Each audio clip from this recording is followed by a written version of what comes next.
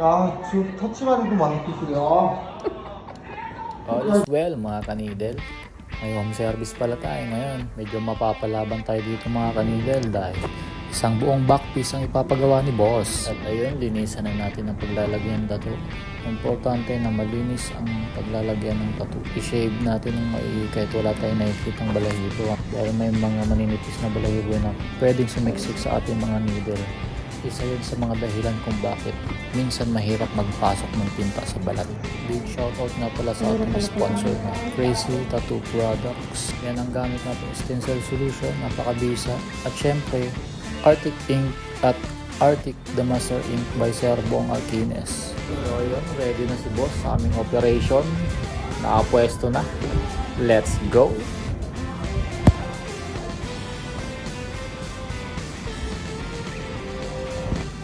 Gamit pala nating needle dito is 5RL for bloodline.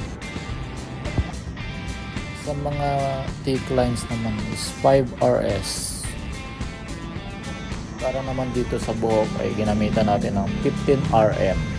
Dapat pala natin tandaan mga bossing na kapag magpapatato tayo lalo na pag gantong malalaking pyesa, kailangan i-kondisyon nyo ang inyong mga katawan.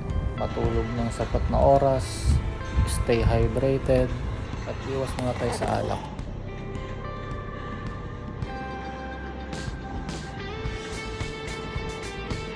Paisa muna.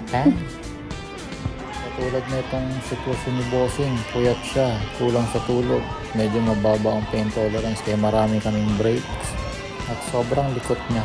Kaya medyo minadali natin itong pagla-lining na to. Bali, babalikan na lang natin kapag nag-shading na tayo.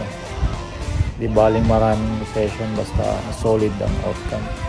Siyempre, kailangan satisfied ang ating boss.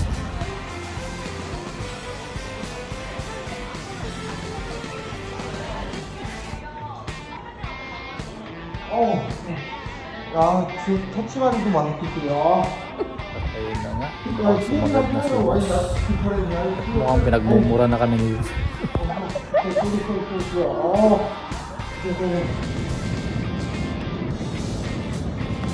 after 7 hours of pain at maraming break. Sa mga gustong magpatattoo, PM lang.